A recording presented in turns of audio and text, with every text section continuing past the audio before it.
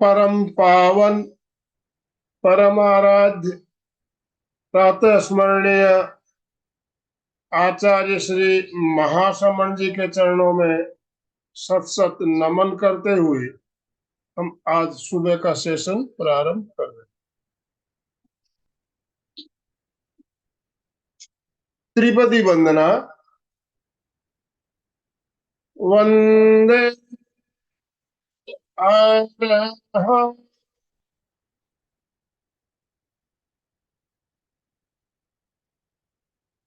वंदे गुरु परम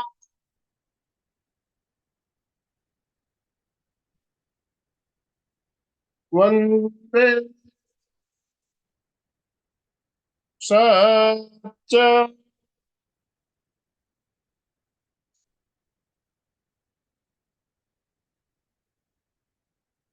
सभी साधक साधिकाओं को जय जिनेन्द्र, सुप्रभात, गुड मॉर्निंग सभी को गुड मॉर्निंग।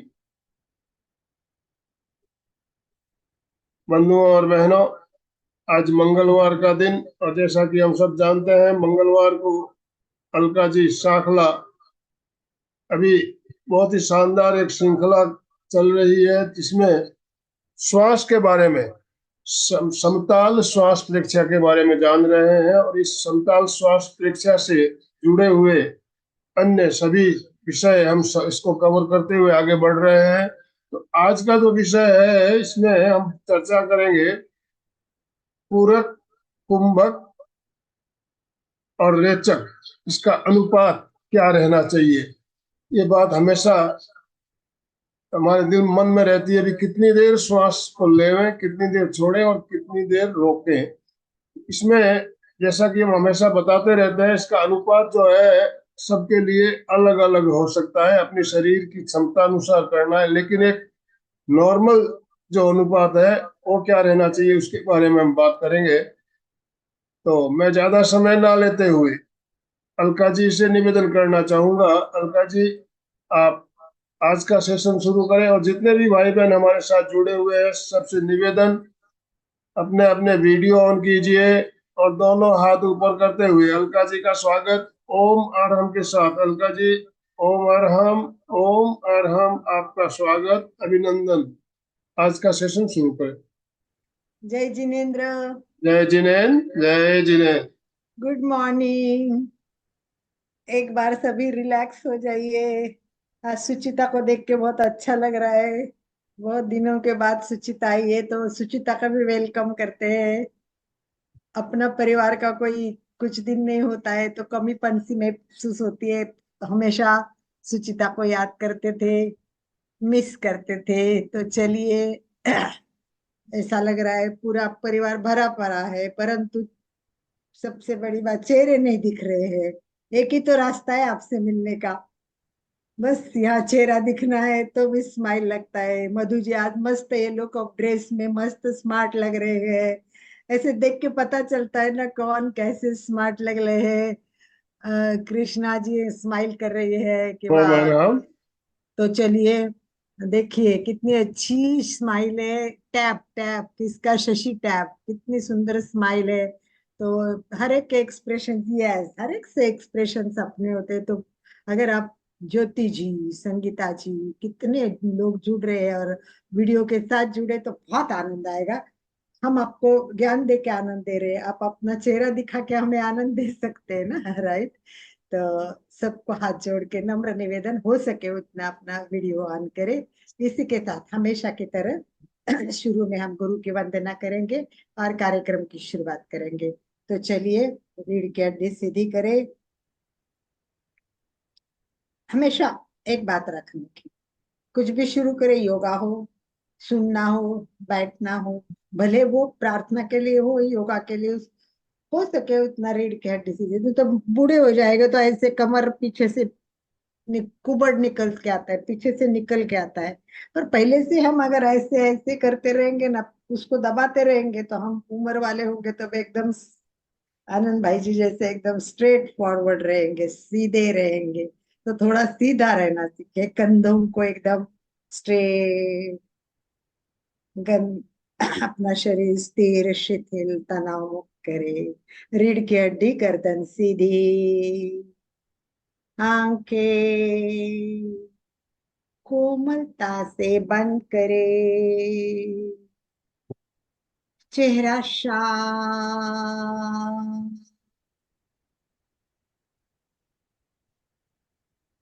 श्वास मन,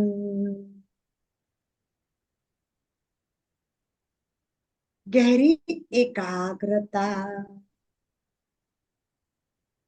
पूरी जागरूकता, हर तन्मयता के साथ 3 बार ओंकार की ध्वनि का उच्चारण करना है, उसके वाइब्रेशन का अनुभव करना है। मन को शांत और प्रसन्न करके सारे विचार पीछे छोड़ के क्लास में आ जाना है, उसके लिए ओंकार। और उसके बाद सभी गुरुओं को याद करके वंदन करना है। हाथ की मुद्रा करनी है, आपको जिसमें भी कंफर्टेबल हो उस तरह की मुद्रा करे। ओंकार करने से पहले लंबा श्वास लेना ना भूले। म के लिए अधिक समय दे, श्वास भरे,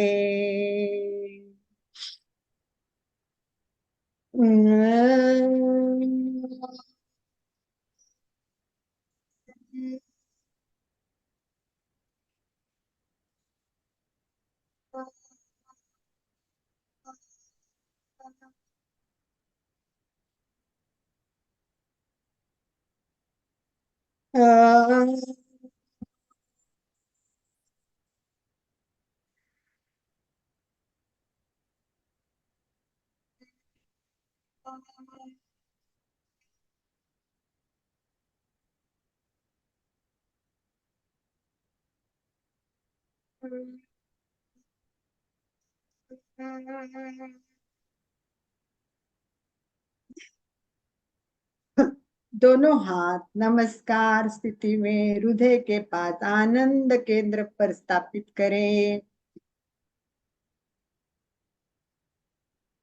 करिश्मा जी, आनंद के आनंद केंद्र मतलब हृदय के पास स्थापन करना है, हृदय। और हाथ सामने, मैंने हमेशा कहा खुद को नमस्कार नहीं करना है, सामने वालों को नमस्कार करना है। तो हृदय के बराबर हमारे सेंटर में हाथ हो। और याद करें हर गुरु को, बचपन से लेके आज तक सभी गुरु हमारे लिए बहुत बहुत मायने रखते हैं। गुरुर ब्रह्मा गुरुर्विष्णु गुरुर्देवो महेश्वरा, गुरु साक्षात परब्रह्म, तस्मै श्री गुरवे नमः, गुरवे नमः, गुरवे नमः। आज मैं विशेष प्रणाम और नमस्कार करूंगी योग विद्या धाम नासिक के हमारे गुरु विश्वासराव मंडलिक को। इसका कारण आपको पढ़ाने के लिए जैसे जैसे मैं उनकी किताब पढ़ती जा रही हूँ, मैंने एग्जाम दी थी, परीक्षा दी थी, किताब मेरे पास है। आपको एक बार प्राणायाम की पूरी क्लास ली तभी भी पढ़ी थी, और आज भी पढ़ रही हूँ। इतना ज्ञान, इतना ज्ञान, एक एक किताब की लाइन वापस पढ़ो तो नया ज्ञान मिल रहा है। तो ये आज का अनुपात बताने के लिए मैंने जब पूरा उनका किताब का आधार लिया और किताब पढ़ा, तो सचमुच इतना इम्पोर्टेंट है प्राणायाम का। हम सब जानते हैं, सभी को पता है ना, श्वास इम्पोर्टेंट है। है ना पता सबको? Yes, yes. Active, be active, yes, सबको पता है। इम्पोर्टेंट है, वेरी इंपॉर्टेंट, वेरी इंपॉर्टेंट। पर सबसे पहली बात यह है कि पहले ही श्लोक में बताया हुआ है, बहुत सिंपल और सीधी बात बताई हुई है कि प्राणायाम वितेन सर्व रोग क्षयो भवेत। यानी योग्य रीति से अगर आपने प्राणायाम किया, अच्छी तरह से अगर परफेक्ट विधिवत प्राणायाम किया, तो धीरे धीरे धीरे अपने अंदर के सारे रोग नष्ट हो जाएंगे, सारे रोग नष्ट हो जाएंगे। अयुक्ताभ्यास योगेन, अयुक्ताभ्यास योगेन सर्व रोग समुद्भवाः। अगर हमने विधिवत अभ्यास नहीं किया, गलत अभ्यास किया, तो हो सकता है जो रोग है वो भी बढ़ेंगे और नए रोग भी उत्पन्न होंगे। तो प्राणायाम का आत्मा आप समझ लो कि परफेक्ट प्राणायाम सीखना बहुत जरूरी है। इसीलिए मैं चाहूंगी कि आप लोग अगर चाहते हैं तो ये प्राणायाम की किताब ले लो, बहुत काम की है। मैं आपको एड्रेस भेज दूंगी कहाँ मिलती है, कैसे मिलती है, और आप इसको ले लो और पढ़ लो। एक एक वर्ड आपको मैं यहाँ नहीं बता पाती हूँ क्योंकि पुस्तक बहुत बड़ी होती है।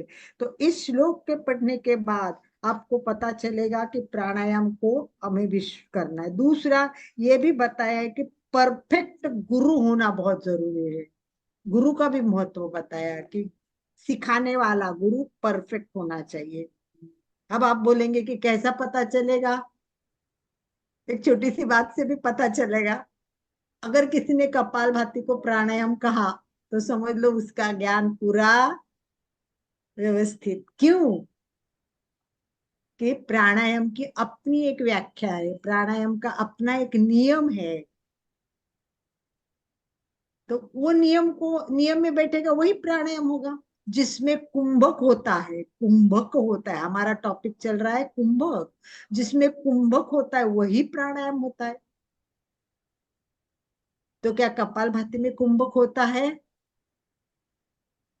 अनुलोम विलोम में कुंभक होता है? अनुलोम विलोम में कुंभक होता है? यस और नो बताइए। यस है तो हाँ, नहीं है तो उल्टा। सुचिता जी, आप थे नहीं क्लास में, क्योंकि हमने अनुलोम विलोम और नाड़ी शुद्धि को बहुत क्लियर किया है। तो आपके लिए एक वाक्य में बता देती हूँ। अनुलोम मतलब सुपर फास्ट ट्रेन। वो श्वास लेना है, छोड़ना है, लेना है, छोड़ना है, लेना है, छोड़ना है, ये रुकती नहीं है, यानी इसमें कुंभक नहीं है। और नाड़ी शुद्धि यानी पैसेंजर है, श्वास लो, रोको, श्वास छोड़ो, रोको, श्वास लो, रोको, ये है नाड़ी शुद्धि। तो नाड़ी शुद्धि को एक बार हम प्राणायाम कह सकते हैं क्योंकि थोड़ा सा इसमें कुंभक है। फिर भी फिर भी इसको सब अच्छी तरह से समझना बहुत जरूरी है। और इसमें देखिए प्राणायाम में ये भी कह गया है कि प्राणायाम जिन लोगों ने पतंजलि केवल पढ़ा है अभ्यास में, मैं बड़ी भाग्यवान हूँ, बहुत भाग्यवान।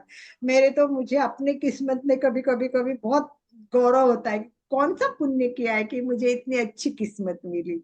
क्योंकि मुझे बहुत अच्छे गुरु मिले, बहुत अच्छे गुरु। जब भी मैंने चाहा मुझे गुरु चाहिए, गुरु आ गए और मुझे अच्छे गुरु मिल गए। कितने भाग्यवान है। क्यों कि मैंने लगभग लगभग मुझे याद है 30-35 साल पहले, 35 साल सोचो, जबकि योगा का नाम भी लोग नहीं जानते थे, इतना कोई प्रचार प्रसार भी नहीं था। और तब मेरे किस्मत में योग आना था तो योग आ गया, और वो भी योग विद्या था नासिक का, परफेक्ट योग आ गया। और तब मैंने जब योग पढ़ा, ओ माय गॉड, मुझे ऐसा लगता था कितनी पढ़ाई हम कर रहे हैं, कितनी डिग्री। तब भी मैं एमए हो गई थी, एलएलबी हो गई थी, एलएलएम हो गई थी। तो मैं बोली इतनी डिग्री ली, पर जीना कहाँ सीखने आ रहा है, जीना किसमें सीखने को मिलेगा? तभी मेरे मन में ये प्रश्न आते थे। और जब ये योग विद्या धाम का योगा का क्लास किया और जब प्राणायाम का क्लास करने लगे, तब पता चला अरे यार जिंदगी में कितनी चीजें हम गलती कर रहे। ना खाना सही है, सबसे महंगा आहार भी होता है, प्राणायाम के लिए भी हठ योग घेरण संहिता में इतने श्लोक दिए हैं, इतने श्लोक दिए हैं कि अब कल्पना भी नहीं कर सकते कि इतना ज्ञान। पतंजलि ने बस 3 सूत्र बताए। पतंजलि क्या करता है, गहरा है, बहुत गहरा है, बस वो आपको मेन आत्मा बता देता है, फिर आप उसके ऊपर इनके एक श्लोक पे एक ग्रंथ तैयार होता है। पतंजलि के एक श्लोक पे लोग पीएचडी करते हैं, इतना प्राणायाम। अब ये प्राणायाम इतना इंपॉर्टेंट है, तो हठ योग और घेरण संहिता में इसका पूरा वर्णन किया हुआ है। तो घेरण संहिता में एक श्लोक बताया, वो भी बहुत सुंदर है। अगर हमने विधिवत प्राणायाम सीखा, अगर हमने सही प्राणायाम सीखा तो क्या होगा। तो अब घेरण संहिता बोलती कि चलो अब मैं, घेरण संहिता मैंने घेरण संहिता बोलती, अब मैं आपको प्राणायाम की विधि बता रहा हूँ, मैं आपको प्राणायाम की विधि बता रहा हूँ। और इस प्राणायाम की साधना से आप देवतुल्य बन सकते हैं। अगर आप विधिवत सही तरीके से प्राणायाम किया तो मनुष्य के विकास की प्राणायाम एक साधना है। मनुष्य के विकास की प्राणायाम एक साधना है। नर से नारायण बनने की ये साधना है। ये साधना अत्यंत उपयोगी है आपको कुछ सिद्धि प्राप्त करने के लिए। तो इतना इम्पोर्टेंट है प्राणायाम का, इतना। मैं ग्रंथ श्लोक नहीं पढ़ रही हूँ, श्लोक का अर्थ बता रही हूँ, क्योंकि श्लोक पढ़ेंगे तो ना तो मेरे से उच्चारण शुद्ध होगे, क्योंकि इतना उच्चारण अच्छे होने चाहिए, और ना आपको समझ में आएगा, अपना समय उसमें जाए। उससे अच्छा है कि श्लोक का अर्थ है। अब प्राणायाम की विधि योग्य प्रकारे बताए जा रही है। इस प्राणायाम की साधना से साधक देवतुल्य बन सकता है। बस इतना इम्पोर्टेंट समझ लेना है। और उसके बाद में इतने श्लोक दिए हैं, उस श्लोक में स्थान क्या होना चाहिए, खाना क्या होना चाहिए, कैसे रहना चाहिए। अब ये तो पुराने जमाने का है, तो उस हिसाब से वर्णन किया है, हमें इतना कुछ नहीं करना है। परंतु एक दो इम्पोर्टेंट पॉइंट है आपके लिए, वो मैं खाली बता दूं, राइट। सैकड़ों श्लोक नहीं बताने, तो इम्पोर्टेंट पॉइंट है बता दे। मित आहार विना, मित आहार विना मतलब प्राणायाम में ये कहा है कि मित आहार का पालन न करते हुए, मित आहार का पालन न करते हुए अगर योगाभ्यास किया तो साधक को नाना प्रकार के रोग हो जाएंगे और योग की सिद्धि भी वो कर नहीं पाएगा। तो मित मित आहार का नियम जो योग के लिए है, वैसे ही बिल्कुल हमारे प्राणायाम के लिए भी इसके नियम है। प्राणायाम के लिए भी आहार के कुछ नियम है। तो प्राणायाम तो ये प्राणायाम अच्छा होने के लिए चलिए शुरुआत करते हैं। शुरुआत कहाँ से करेंगे। सबसे इंपॉर्टेंट बात मैंने बताई कि कुंभक, कुंभक हमें सीखना है, कुंभक सीखना है, प्राणायाम सीखना है। इसका एक बहुत सुंदर उदाहरण पुस्तक में प्रस्तुत किया है, हठ प्रदीपिका में दिया है, हठ प्रदीपिका में। उसमें बहुत सुंदर दिया है कि ये श्लोक का अर्थ पहले बताती हूँ कि जिस प्रकार, ध्यान से सुनना, जिस प्रकार सिंह, हाथी, शेर कितने बलवान है कि नहीं है। ये अगर आपके पकड़ने आए तो 1 मिनट में आपका फर्शा फाड़ेंगे। कितने भयंकर जीवाणु है ये, क्योंकि उनमें, ये प्राणियों में इतनी इतनी ताकत है। परंतु परंतु देखो, ऐसे प्राणियों को भी धीरे धीरे धीरे वश किया जाता है। आप सर्कस में देखते हैं, जैसे रिंग मास्टर कहेगा वैसे सिंह चलेगा, वैसे हाथी काम करेगा। इतने बड़े बलशाली जो 1 मिनट में सब कुछ खत्म कर सकते हैं, उनको भी हम क्या कर सकते हैं, वश कर सकते हैं, धीरे धीरे वश करते हैं। उसी प्रकार, सेम प्रकार, हमारे अंदर जो वायु है, ये वायु भी बहुत बलशाली है।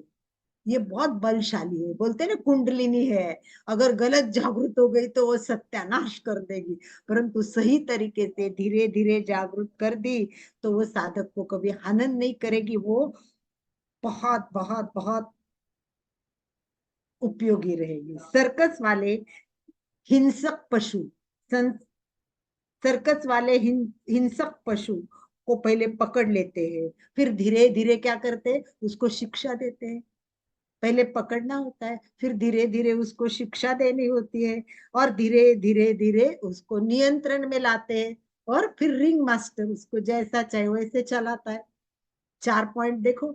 एक तो पशु को, हिंसक पशु को पकड़ा, उसको धीरे धीरे प्रशिक्षण दिया, और उसके बाद धीरे धीरे धीरे, परंतु इसको क्या होता है, कुछ साल लग जाते हैं, कुछ वर्ष लग जाते हैं, है ना।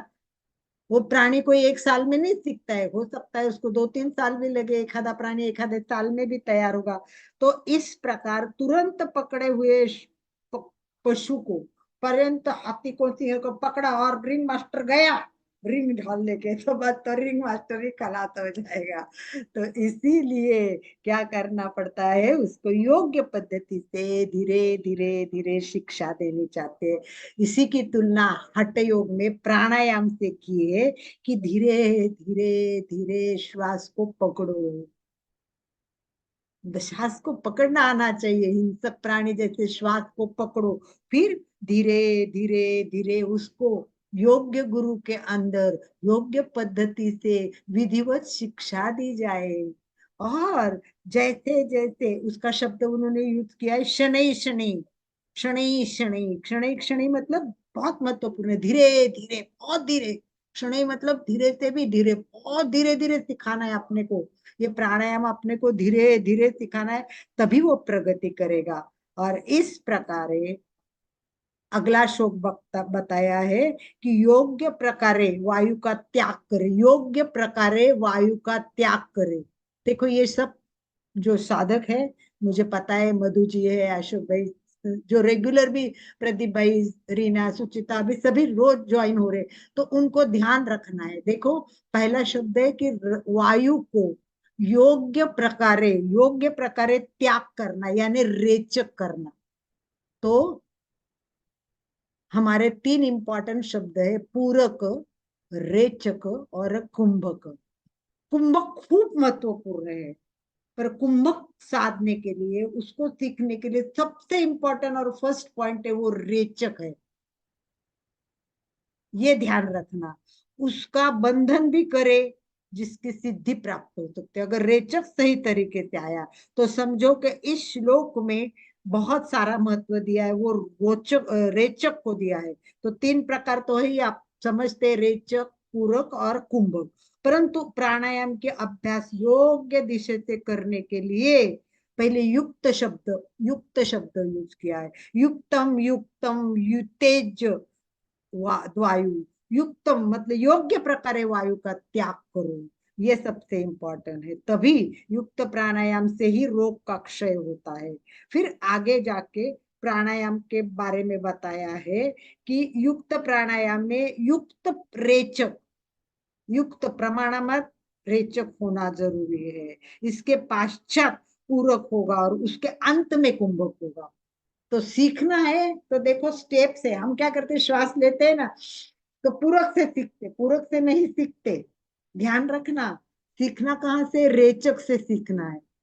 हम बोलेंगे रेचक के कैसे सीखना है, तो चलो उसको भी देखते कि हम रेचक कैसे। देखो आनंद भाई जी ने जैसे शुरू में कहा कि पहला अनुपात तो क्लियर है, अनुपात तो क्लियर है, 1, 4 और 2, 1, 1, देखो 1 पूरक, 4 कुंभक और 2 रेचक। ये प्रमाण बराबर है, ये अनुपात बराबर है, परंतु हर एक के लिए ये प्रैक्टिकली पॉसिबल नहीं होता है। आनंद भाई जी ने कहा कि ये नियम है, परंतु व्यक्ति अनुसार वो बहुत अलग होता है।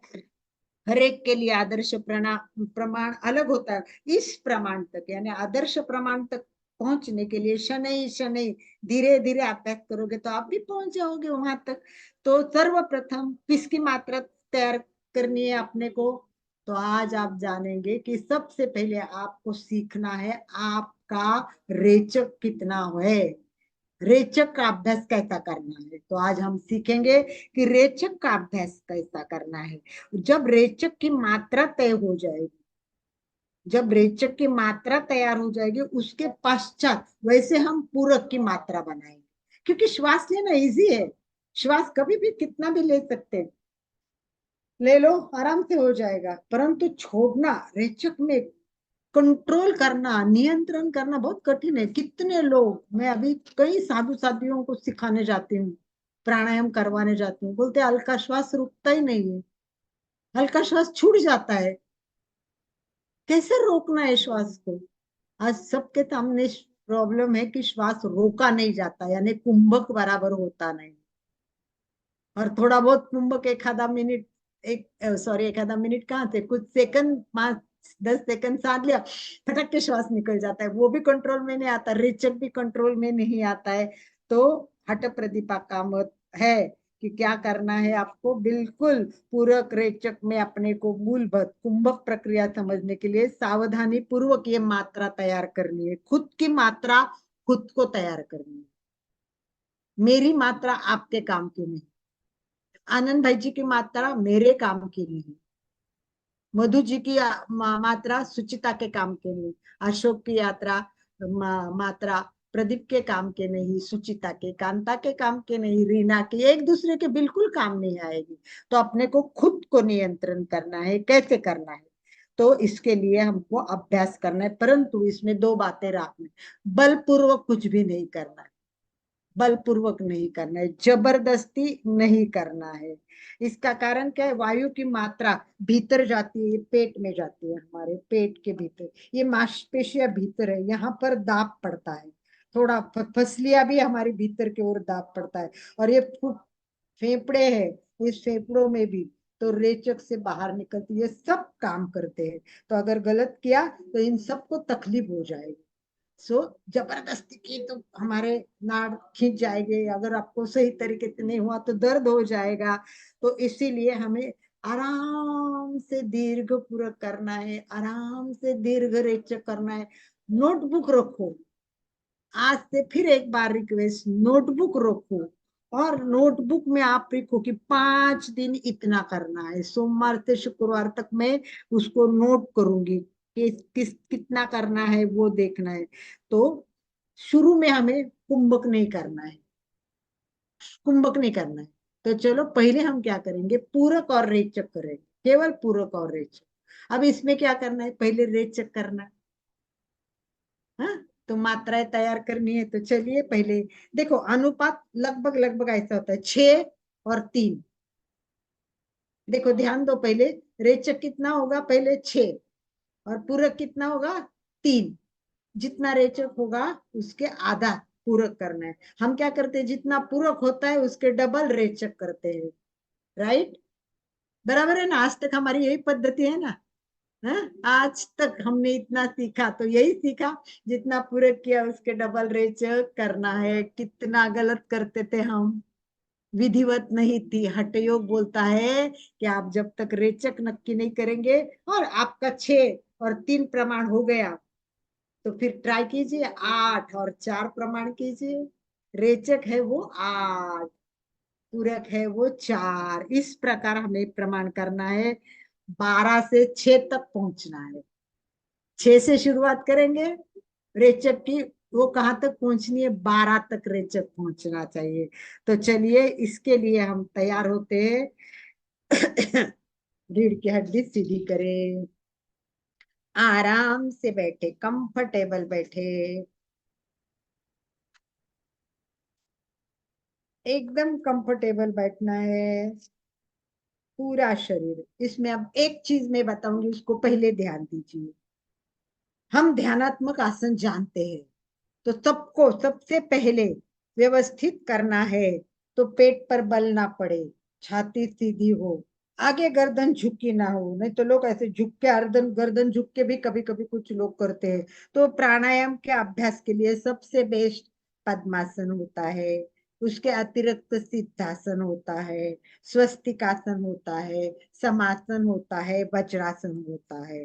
तो ध्यानात्मक आसन आप कोई भी करो, कुछ भी करो, अगर आप भले आसन नहीं करे, मैं बैठी हूं वैसे सोफा पे बैठे हूँ, परंतु एक बात आज नोन कर लेना, मधु जी, सुचिता जी, सब लोन कर ला, ध्यानात्मक आसन के स्थिति में बस मेरुदंड तटस्थ होना चाहिए, स्ट्रेट होना चाहिए।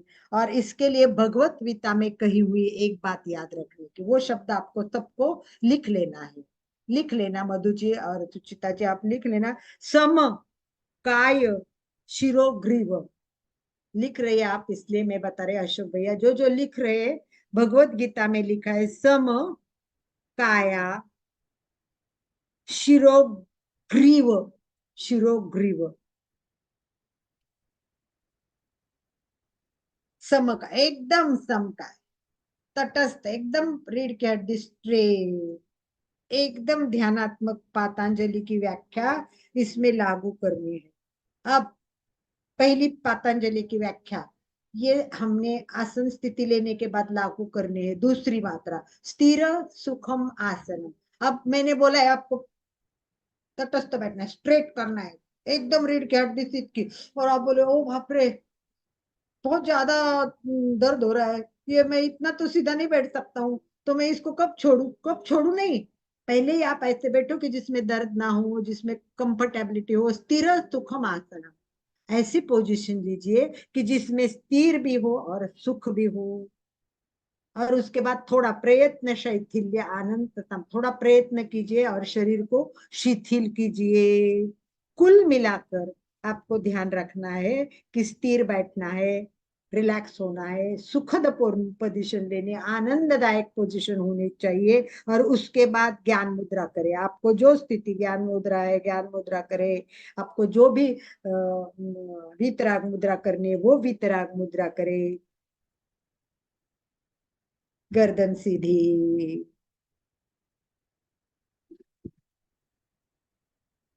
आंखें कोमलता से बंद,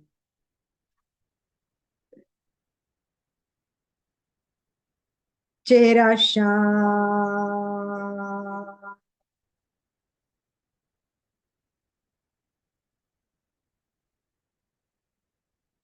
पूरा शरीर शिथिल हो जाए।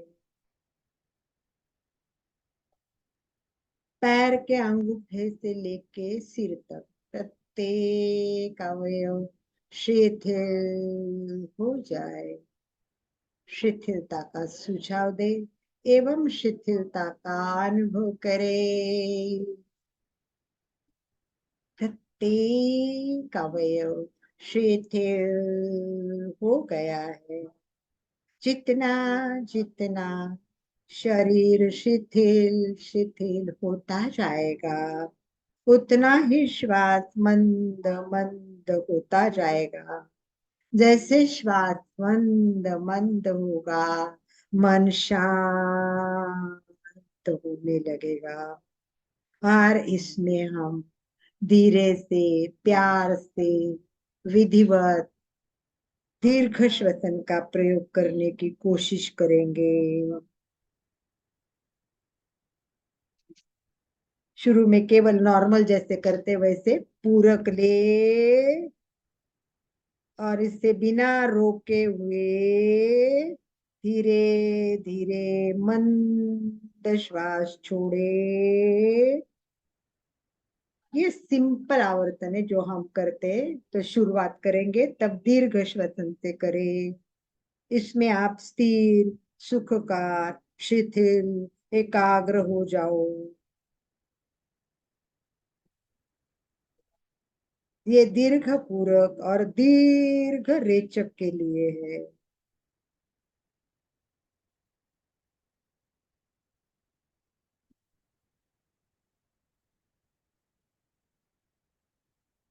थोड़ा सा अपने आप को स्थिर करने के लिए दीर्घ श्वसन का अभ्यास करें।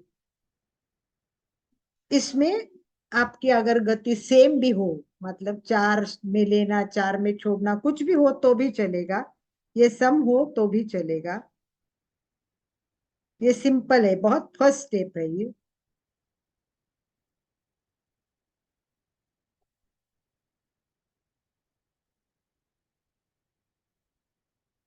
चलिए अब आप अपने हिसाब से पूरक कर दीजिए। और आपका रेचक गिन लेना कितना हो रहा है, हर एक को अपना रेचक गिनना है।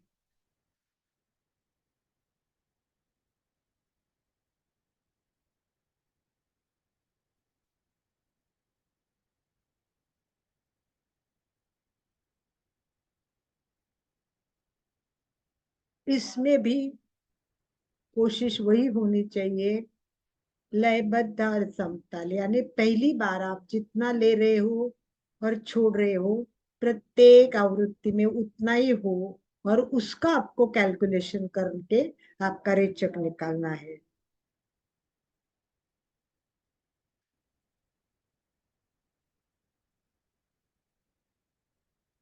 सांस लेते समय या छोड़ते समय रुक रुक के ना ले,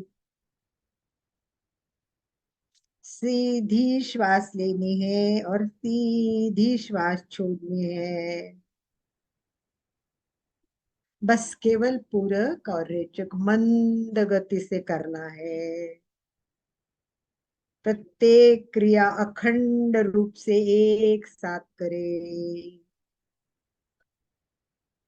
हमें पहले श्वसन पर नियंत्रण लाने के लिए, हमने अभी वायु को पकड़ा है, अब नियंत्रण लाना है, इसके लिए अभ्यास की जरूरत है।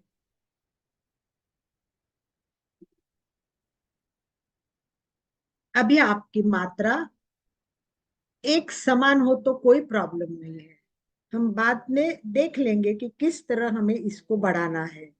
एक एक नॉर्मल करना है, जितनी होती है इतना करना है, अधिक भी नहीं करना है, कम भी नहीं करना है।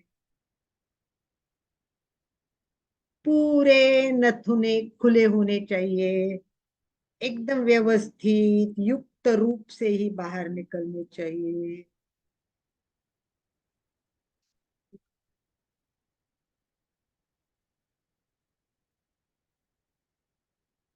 अपने आप कोशिश करके देखिए अभी कि पूरक करके रेचक आपका डबल हो रहा है कि नहीं। एक बार अपनी टेस्ट खुद करें, फिर हम रेचक की मात्रा कैसे करनी है वो तो हम बाद में सीखेंगे। अभी आप देख लीजिए कि आपकी पूरक गिन लीजिए और रेचक डबल होता है या नहीं, नॉर्मल स्थिति में कितना होता है देखिए, फिर हम अभ्यास के बाद।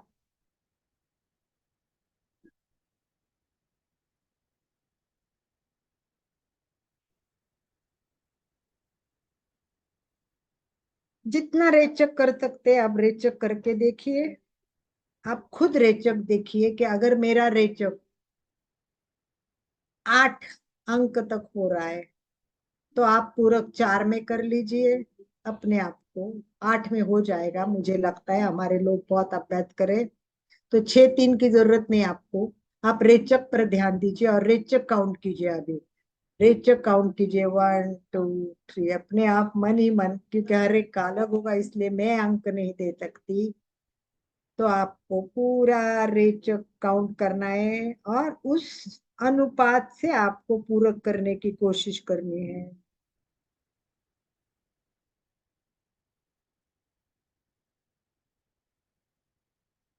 रुक कर झटके से ना करे, अखंड एक जैसा करे।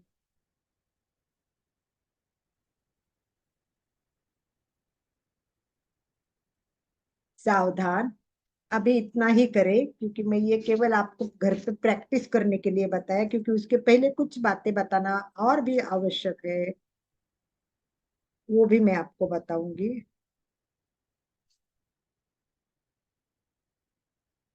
आराम से जो आवर्तन चला है उसका पूरा करें, थोड़ा थोड़ा ही करेंगे, हमको कोई उतावल नहीं, हमको एकदम धीरे धीरे शनि शनि आगे जाना है।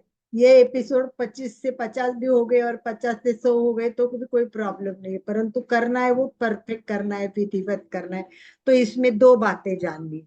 चलिए अब मैं दो बातें आपको, एक तो पुस्तक में क्या बताया वो बताया, किताब में एक बात और भी बताइए कि प्राणायाम करते समय थोड़ी गर्मी हो जाती है, तो जो लोग प्राणायाम करते हैं उनको थोड़ा सा दूध और घी का भी सेवन करना चाहिए।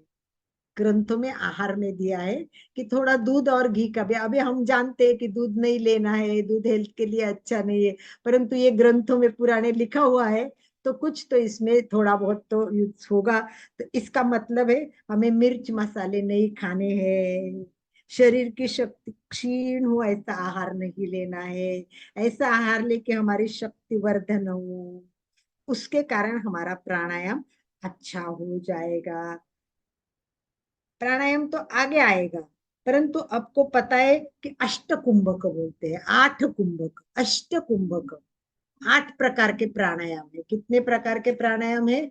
8 प्रकार के। हम एक एक प्राणायाम देखेंगे, परंतु एक बात ध्यान रखना है, हर प्राणायाम का परिणाम भिन्न होता है।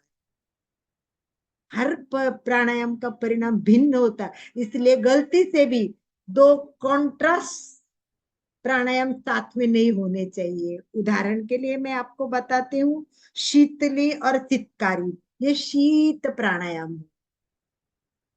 शीतली और तितकारी, ये शीत प्राणायाम है।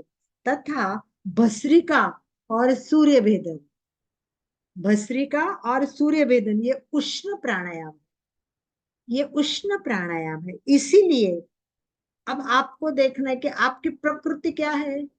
अगर आप पित्त प्रकृति के हैं, आपको अपनी प्रकृति समझनी कि मेरी प्रकृति क्या है। अगर आप पित्त प्रकृति के हैं या शीत प्रकृति के हैं, पहले इसका अभ्यास करें। पीत प्रकृति की व्यक्ति सूर्य भेदन और भस्त्रिका का अभ्यास अधिक ना करे। जो पित्त प्रकृति वाले होते हैं वो सूर्य भेदन और भस्त्रिका का अभ्यास दीर्घकाल न करे। तथा जिनकी शीत प्रवृत्ति है, शीत प्रवृत्ति है, वो शीतली और तितकारी प्राणायाम, इसके लिए प्राणायाम के सारे पर्याय हमको धीरे धीरे जानने हैं। ये इंपॉर्टेंट है, सेकंड इंपॉर्टेंट पॉइंट। ये हम बाद में डिटेल में जानेंगे, तब जाएंगे प्राणायाम अष्टकुंभ करेंगे तब जानेंगे। अब हमें बेसिक जानना है, राइट। तो अब मैंने आपको ये बोला, को आपको याद होगा कि आप कुछ कुछ लोग क्या होता है, हम सामने क्लास लेते ना ऑनलाइन, तब पता चलता है उनको। अगर 4 अंक बोला ना तो कैसे लेंगे, 1 2 3 4 ऐसे रुक रुक के लेंगे। हम सामने देखते कई क्लास में तो बताना पड़ता है, ऐसे नहीं करना है, सीधा 4 अंक लेना है। पहली गलती जो होती है वो रुक रुक के लेते हैं, तो रुक रुक के नहीं लेना है, कैसा लेना है, सीधा लेना है। और उदाहरण के लिए मैं आपको बताती हूँ, पुस्तक में दिया है कि समझ लो 4 सेकंड आप श्वास ले रहे, 4 सेकंड, 4 सेकंड में टोटल हमारे अंदर कितनी सीसी हवा जाती है, तो समझ लो 2000 सीसी जा रही है। कितनी जा रही है? 4 सेकंड में 2000 सीसी हवा अंदर जा रही है। इसका मतलब क्या हुआ कि एक में 200, एक में सॉरी, एक में 500, एक में 500, एक में 500। तो हम एक बार 1 अंक लेंगे तो 500, 2 में 500, 3 में 500, 4 में 500, तो कितना हो गया? 2000 हो गया। 4 में 500, 1000, 1500 और 1500, 1500 और 2000। परंतु अगर हमने एक अंक में ज्यादा श्वास लिया, दूसरे में थोड़ा कम लिया, मतलब एक में 500 लिया, दूसरे में 300 लिया, दूसरे में 200 लिया, और लास्ट में, वो भी गलती लोग करते हैं। तो ये भी ध्यान रखना है कि हम श्वास ले रहे हैं। कई बार ऐसा होता है कि प्रथम जोर से श्वास आता है तो 800 सीसी ले लिया, फिर इतना लिया नहीं जाता, और लास्ट में तो एकदम कम लिया जाता है। तो लोग क्या करेंगे, 800 लेंगे, फिर 500 लेंगे, फिर 300 करेंगे, तो वो अनुपात के लिए विधिवत नहीं होगा। प्रत्येक सेकंड में 500 ही श्वास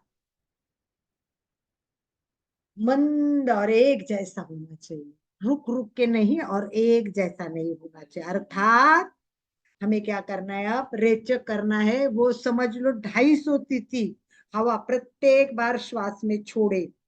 एक बार अभी हमने क्या किया, 4 में क्या किया, 500, 500, 500। अब रेचक में क्या करेंगे, 250, 250, 250, 250, 250, वो 8 बार हो जाएगी। Yes, clear? Enjoying? This is different information. It's very nice. Yes, it's very great. आप पुस्तक लीजिए, मैं आज आपको एड्रेस भेज दूंगी। It's wonderful book. अब आपकी गति पता चल गई आपको कि मुझे रेचक में 250 लेना है और पूरक में 500 लेना है। रेचक करना है वो 8 बार करना है और पूरक करना है वो 4 बार करना है। ये मैं अंक आपको दूंगी, क्योंकि आपको देखना है कि मेरा इतना होता है कि नहीं होता है, राइट। तो चलिए हम एक बार काउंट करके करेंगे सारे। 4 में श्वास लेंगे, 8 में छोड़ेंगे। अब जो वीडियो ऑन है उनको मैं देख नहीं पाऊंगी, परंतु जो वीडियो ऑन है उनको मैं कहने की कोशिश करूंगी कि भाई आपको कैसे करना है। हो सके तो प्लीज प्लीज वीडियो ऑन करके फिर वापस वैसे ही जैसे सूचना दी थी वैसे ही बैठे। स्थिर सुखम आसनम, ध्यानात्मक आसन का चुनाव। स्थिर सुखम आसन में बैठे, पीठ और मेरुदंड सीधा, गर्दन सीधी रखे। Thank you Karishma ji, Kanak ji, Deepa. Straight बैठे, एकदम मुझे दिखना चाहिए। कनक जी आपका पूरा दिख नहीं रहा, आपका ऊपर का भाग ज्यादा दिख रहा है, आपका चेहरा छोटा सा दिख रहा है। Yes, good job, good, great great. Yes Sangeeta, very good. Straight, आंखें कोमलता से बंद करी। संपूर्ण शरीर शिथिल शिथिल शिथिल करे। शिथिलता का सुझाव दे एवं अनुभव करे पूरा शरीर शिथिल हो रहा है, शिथिल हो गया है। जितना शरीर शिथिल उतना श्वास मंद, जितना श्वास मंद उतना मन शांत। अब सहज रूप से आपसे जितना होगा उतना करना है। मैं अंक दूंगी 1 2 3 4, आपको उतना पूरा करना है। अगर आप 4 तक नहीं कर पाए तो 3 भी किया तो चलेगा, अपनी मर्यादा अनुसार जबरदस्ती ना करे। और श्वास छोड़े तब मैं 8 अंक दूंगी, तो आपको 8 तक छोड़ने का, परंतु मैंने कहा है इसलिए 8 तक नहीं छोड़ना है। एक जैसा सीधे धीरे धीरे धीरे एक जैसा मंद बिना रुके छोड़ सकते उतनी कोशिश करे।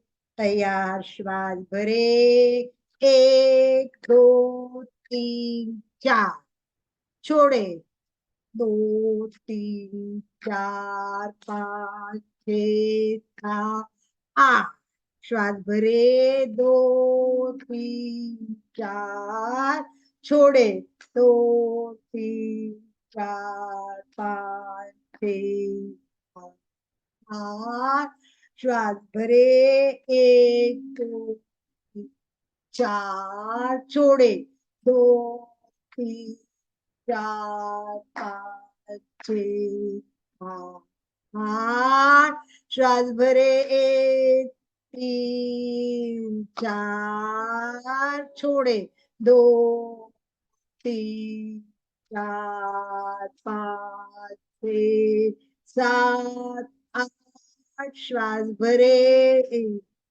2 3 4, छोड़े 2 3 4 6 7 8, श्वास भरे 2 3 4, छोड़े 2 3 4 5 7 8, श्वास भरे 2 3 4, छोड़े 2 3 4 5 6 7 8, श्वास भरे 2 3 4, छोड़े 2 3 4 5 6 7 8। अपना 1 2 आवर्तन खुद करे, 2 आवर्तन आप खुद करे और देखिए आपका कितना होता है। और फिर बंद, धीरे से रुक जाइए। उसके बाद में 1 2 और इम्पोर्टेंट बात बतानी जरूरी है, वो मैं आपको बताऊंगी।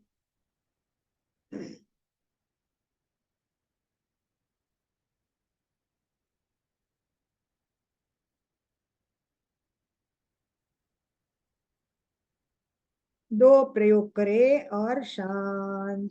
जब आराम लगे, रिलैक्स हो जाए, तब धीरे से छोड़े। समकाय शिरोग्रीव एकदम सीधा ही रखने की कोशिश करें। यस। अब मुझे एक बात का जवाब देंगे कि 4 और 8 ये प्रमाण किसको सद गया, यानी किसको इस प्रमाण में बराबर बैठ गया है। मधु जी का बैठ गया, वेरी गुड। रीना जी का बैठ गया है, वेरी गुड। संगीता, प्रदीप भैया, सबके very good, good good good. Yes. Shanti, Shanti Prasad, वाह। शांति भी और प्रसाद भी दोनों साथ साथ में नाम है, बहुत अच्छा है शांति प्रसाद। सुशीला जी ट्राई करते रहिए। आपका अगर जितने में भी हुआ तो यस। कनक आपका हुआ है, कनक का गुड। अशोक भैया आपका तो हुआ होगा, राइट। यस। तो आपका हुआ है तो आपको प्रैक्टिस करनी है। तो एक और बात आपको मैं बता देती हूँ कि ये दोनों नथुने ना एट ए टाइम काम करने चाहिए। कभी कभी क्या होता है, सर्दी होती है या कुछ होता है तो एक नाक बराबर काम नहीं करता है, एक नाक थोड़ा अच्छा काम करता है। वो तो हमारा एक साइड से चालू रहता है, वो बात अलग है। परंतु इसके लिए क्या करना पड़ता है, इसके लिए दोनों नथुने खुले रहना अनिवार्य है। और ये दोनों नथुने साफ होना चाहिए, खुले होना चाहिए। उसके लिए प्राणायाम शुरू करने से पहले कपाल भाती करना जरूरी है। जैसे आप कपाल भाती शुद्धि क्रिया करोगे, दोनों नथुने खुल जाएंगे। झटका जैसे भी आएगा तो ये जो झटका है ये आपका क्लींजिंग करेगा, दोनों नाकों को साफ करेगा। कितने लोगों को जल नेति आती है, कितने लोगों को जल नेति आती है? जल नेति कितने लोग करते हैं? चलो, जल नेति मधु कर रही है और रीना कर रही है, कोमल भी कर रही है, गुड जॉब। तो 3 लोगों को जल नेति आ रही है, परंतु आप लोगों को सबको जल नेति करना जरूरी है। तो क्या मैं आपको आवश्यक हो ऑनलाइन जल नीति बता भी सकती हूँ। जल नीति पात्र मिलते हैं, जल नीति पात्र, वो प्लास्टिक का होता है। नेक्स्ट क्लास में मैं दिखाऊंगी और करके भी दिखाऊंगी। बहुत इजी, 2 मिनट में हो जाता है, 5 मिनट भी नहीं लगते करने को। परंतु वो सिस्टम समझ, देखिए हमारे जो यहाँ की बात, यहाँ है ना, यहाँ कुछ भी नहीं है, ये खुला है, ये खुला है। अंदर जहां हम बनते हैं ना, दोनों संधि स्थल बोलते हैं ना, वहां अगर हम नाक में पानी डालेंगे, पानी डालेंगे, पानी का नियम क्या है कि वो नीचे जाने की कोशिश करेगा। अब वो यहाँ आएगा और यहाँ ऊपर जाने को रास्ता नहीं, तो ये इधर से आएगा, इधर आएगा तो सीधा नीचे को जाएगा। परंतु इसके लिए बस ये हमारी गर्दन कैसी होनी चाहिए वो इम्पोर्टेंट है, वो सिखाऊंगी मैं। परंतु जो जलनेति करेगा, कपालभाति करेगा, उसकी अंदर की जो श्वसन क्रिया की इंद्रिय वो स्वस्थ स्वच्छ हो जाएगी, साफ हो जाएगी और खुल जाएगी। तो आपका प्राणायाम और अच्छा हो जाएगा। ठीक है। आज मैंने फर्स्ट स्टेप दिखाई, कुंभक तक पहुंचने में बहुत टाइम लगने वाला है। अभी तो हमने शुरू किया है। ये हमने हठ योग का लिया। कोई बात नहीं है आनंद भाई जी, कुछ प्रॉब्लम होती है आप तो ऐसे बीच में जाते नहीं है, सुचिता को जाना पड़ता है, तो भी कोई बात नहीं आनंद भाई जी। तो सबको मजा आया का, एक नया कुछ इन्फॉर्मेशन मिली तो वाह वाह करे सभी, वाह वाह। ये खुश हो जाओ तब। हाँ, आज तो क्या नई इन्फॉर्मेशन मिली है। आज तो मैं नोटबुक रखूंगी, पूरक चेक करूंगी और धीरे से रेचक करूंगी। शनै शनै, धीरे धीरे धीरे। अब अपने आप में रहो, मस्त पूरक करो, धीरे धीरे रेचक करो। रेचक का प्रमाण नक्की करके नेक्स्ट टाइम आना है। अब कोई प्रश्न हो तो पूछ लीजिए, क्योंकि बहुत सारी आज आनंद भाई जी नई इंफॉर्मेशन थी, नया प्रयोग था, सबके लिए एक नया दिशा थी। तो आज ये बहुत सुंदर। ये कांता को कुछ, कांता जी ने हैंड राइज किया हुआ है। यस कांता। जय जिनेन्द्र। जय जिनेन्द्र मैडम, जय जिनेन्द्र, जय जिनेन्द्र, बोलिए। आपने बहुत अच्छा बताया। बट थैंक मेरा ये पूछना था, जल नीति करती हो, कभी कभी तो बराबर होता था, कभी कभी नाक में अटक जाता है पानी। इसका कारण एक है, एक तो जलनेति में हल्का सा नमक चाहिए, नंबर 1, हल्का हाँ सा वो नमक। डालती हो और तो वो भी। एकदम निवया पानी चाहिए। और हाँ दूसरा, इसमें क्या होता है, केवल गर्दन की पोजीशन परफेक्ट होनी चाहिए, परफेक्ट। वो पानी को जाने का, देखो पानी को रास्ता चाहिए, और उसको जो पता चले यहाँ रास्ता है, तो पानी दूसरा कुछ नहीं कर सकता। और अगर पानी कुछ रहा तो अंदर जाता है, तो लास्ट में ना इस करके निकालना है उसको, पानी को बाद में निकालने की एक पद्धति है। उससे क्लींजिंग हो जाती है और पानी रहा हुआ निकलता है। तो रह जाए तो प्रैक्टिस से आपको वो परफेक्ट आ जाएगा। उसके लिए कोई सामने हो तो, आप कहाँ से हो कनक? बैंगलोर। बैंगलोर से हो, अच्छा ठीक है, कोई बात नहीं। इसमें ना और परफेक्शन की बहुत जरूरत होती है करेक्ट करने की, नहीं तो वो मस्तिष्क में अगर किसी का रह गया ना, तो पूरे दिन माथा दुखता है उससे। हाँ, ऐसे होता है। I know. ये सब सामने, इसलिए हम चाहते कि सामने वो परफेक्ट गर्दन की है कि नहीं, सब दिखाना पड़ता है। ये अशोक भैया, आंटी, वो कितने बार करना, कितने दिन में एक बार करना? देखो इसका क्या होता है कि आपकी प्रकृति कैसे है। अगर आपको बहुत ही अंदर प्रॉब्लम है तो कुछ दिन, एक दो दिन के बाद, लगातार। एक दो दिन के बाद करो, फिर 8 दिन के बाद करो। अब मुझे तो महीना महीना नहीं किया, कभी नहीं किया, बहुत ऐसा लगा, क्योंकि मुझे लगता है मेरा साफ ही है। एक देखो नहीं, क्लीन करते करते, तो नेक्स्ट मुझे टाइम। नोज एलर्जी है। हाँ हाँ एलर्जी है तो आपको शुरू में कुछ ज्यादा, मैं आपको व्यवस्थित भेज दूंगी वो, मतलब उसका प्रोसेस सारा लिखा हुआ। इसलिए मैं बोली कि एक शुद्धि क्रिया की किताब है, उसमें ये सब डिटेल है। तो आप अगर पुस्तक भी मंगवाए तो दो पुस्तकें मंगवाओ, एक शुद्धि क्रिया मंगवाओ और एक प्राणायाम मंगवाओ। तो ये दोनों किताब में क्या होगा, आपका बहुत क्लियरिटी आ जाएगी, अंदर की शुद्धि होगी ना तो प्राणायाम अच्छा होगा। ठीक है तो अशोक आंटी, भैया? वो कैसे मालूम पड़ना कि पित्त प्रकृति या कौन सी प्रकृति है? अब उसके लिए बाद में, अभी इसमें डिस्कस करेंगे तो बहुत टाइम जाएगा। और उसके लिए आयुर्वेद की एक डॉक्टर है मेरी फ्रेंड, उसको मैं बुलाऊंगी, वो आपको लेक्चर देंगे प्रकृति के लिए, क्योंकि वो मेरा अभ्यास नहीं है, मैं इसमें एक्सपर्ट नहीं हूँ। तो आयुर्वेद की मेरी एक फ्रेंड है, एक्सपर्ट है, उसको मैं बुलाऊंगी, और आपको ये कौन सी प्रकृति कैसे जानना है वो बोलने के लिए खास वो टॉपिक देके उससे लेक्चर कराऊंगी। ठीक है आंटी, थैंक ओम यू हर। अशोक भैया, बोलो। सुशीला जी, सुशीला जी ने हैंड राइज किया हुआ है। सुशीला जी, और अनम्यूट उसके बाद कीजिए सुशीला जी। जय सुशीला जिनेन्द्र जी, का। वीडियो भी हाँ, ऑन कर दीजिए सुशीला। मैं जो आपने अभी बताया था प्राणायाम में कर रही थी, मेरा बहुत बलगम निकला। मैंने मग भी साथ में रखा था, खूब बलगम निकला और मेरा प्राणायाम सही नहीं साधा। नहीं एक दो होगा किया, खाली बलगम निकलता गया। जैसे मैं yes। प्राणायाम शुरू किया, बलगम निकला। जैसे इसका प्राणायाम इस इसका मतलब है आपके अंदर काफी, अंदर जिनके गंदगी होती है ना, मतलब बलगम वगैरह बहुत सारे रहते हैं ना, तो वो प्राणायाम नहीं सदेगा, श्वास भी ठीक नहीं होगा। इसके लिए आपको एक तो वो करना है, वमन करना है, वमन जिसको बोलते हैं ना, कुंजल। कुंजल करना हाँ, जरूरी है आपके लिए। जितना आप कुंजल करोगे अंदर की गंदगी सब निकल जाएगी। कुंजल होने के बाद जलनेती करनी चाहिए, ताकि श्वसन की भी क्लीनिंग हो जाएगी। इसीलिए हमेशा कहते हैं कि प्राणायाम करने के पहले शुद्धि क्रिया करना बहुत जरूरी है। आपको जलनेती, कपालभाति, वमन, ये तीनों प्रक्रिया करने से आप क्लीन और प्राणायाम कर पाओगे। आप कहाँ से हो सुशीला जी? मैं बैंगलोर से हूँ। बैंगलोर से हूँ। चलो आप बैंगलोर में एक क्लास ओम हर हम। जाऊंगी, बैंगलोर अलका जी, आती। आपको याद होगा हमने एक जलनेती के ऊपर स्पेशल सेशन लिया था। संगीता मिश्रा जी उमरेड ने एक बहुत बढ़िया सेशन लिया हुआ है, उसका वीडियो मैं शेयर करता हूँ, वो देखिए उसमें किस तरह से किया जाता है इसमें जलनेती। इसमें क्या है आनंद भाई जी, मैंने वही बोला कि वो देख के इतनी इनकी क्लियरिटी नहीं होगी। अभी आपको क्या है कि ये ठीक है, एक बार आप वहां बहुत सारे लोगों को इकट्ठा करो, ग्रुप तैयार करो, और मैं और आनंद भाई जी आ जाएंगे और आपको जलनीति करवा देंगे। चलिए, तब तक वीडियो अशोक भाई से बात करें, बहुत सारे अशोक बैकग्राउंड जी, में।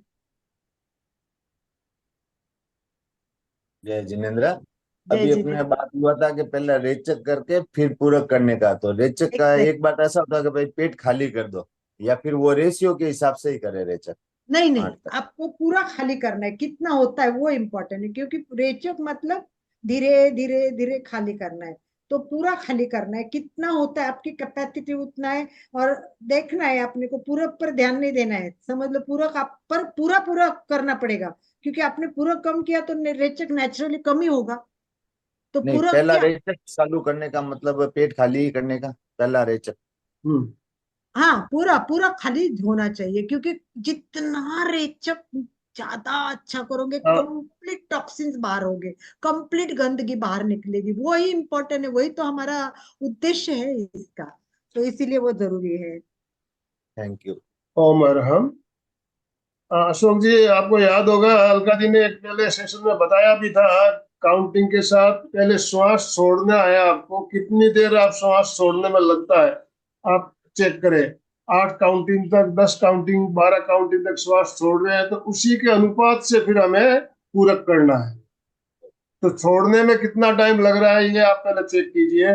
श्वास छोड़ने में अगर 12 काउंट लग रहे हैं तो हम 6 काउंट में श्वास भरेंगे, अगर 14 लग रहे हैं तो 7 काउंट में भरेंगे, उससे आधे समय में श्वास भरेंगे। तो ये अपना 1 और 2 का रेशियो अपने आप सेट हो जाता है फिर। और किसी की कोई जिज्ञासा नहीं हो तो समाधान की ओर चले, एंड की ओर समापन की ओर। चलते हैं। टाइम हमारा कम संपन्न हो रहा है, समापन की ओर चलना है हमें अभी। दोनों याद हाथ रखे, जोड़ते हुए। याद रखे, एक बात याद रखे, नोटबुक सबकी चाहिए, अपना अनुपात अपने को लिखना है, और 8 दिन में बढ़ा है कि नहीं वो मुझे बताना है। और समताल श्वास प्रेक्षा का प्रयोग रोज करना है, प्रैक्टिस करनी है। अगर घर पे पॉसिबल नहीं तो 9 बजे रोज, अपने आप कोई ना कोई लेता रहता है, तो आपको प्रैक्टिकली पॉसिबल हो तो 9 बजे ज्वाइन करे, तो आपको बहुत मजा आएगा। और अपना दिन का तो सुबह का अच्छा हो गया, तो रात का भी अच्छा हो जाएगा, तो नींद शांति से आएगी, आनंद का अनुभव, हमें तो आनंद ही आनंद चाहिए, तो आनंद भाई ओम से अरहम। आनंद। ओम अरहम, आनंद दोनों लेते हाथ जोड़ते हुए, रीढ़ की हड्डी गर्दन सीधी रखते हुए, आंखों को बिना दबाव दिए कोमलता से बंद रखते हुए मेरे साथ साथ सभी उच्चारण करें। मैं चैतन्यमय हूँ, मैं आनंदमय हूँ, मैं शक्तिमय हूँ। मेरे भीतर अनंत चैतन्य का, अनंत आनंद का, अनंत शक्ति का सागर लहरा रहा है। इसका साक्षात्कार करना ही मेरे जीवन का परम लक्ष्य है। हमारा आज का दिन मंगलमय हो, आनंदमय हो, शांतिमय हो। इन्हीं शुभ भावनाओं के साथ ओम शांति शांति शांति। कृतज्ञोस्मि, हम सब गुरुदेव के आभारी हैं। कृतज्ञोस्मि, हम सब गुरुदेव के आभारी हैं। कृतज्ञोस्मि, हम सब गुरुदेव के आभारी हैं। जो भी भाई बहन हमारे साथ जुड़े सभी का बहुत बहुत धन्यवाद, बहुत बहुत आभार। ओम अरहम। अशोक जी स्लोगन के साथ समापन कराइए। जय जिनेन्द्र। सभी साधक साधिका एक साथ में उच्चारण करेंगे। फिटनेस का डोज, 1 घंटा रोज। फिटनेस का डोज, 1 घंटा रोज। यस, का डोज, 1 1 घंटा। घंटा रोज।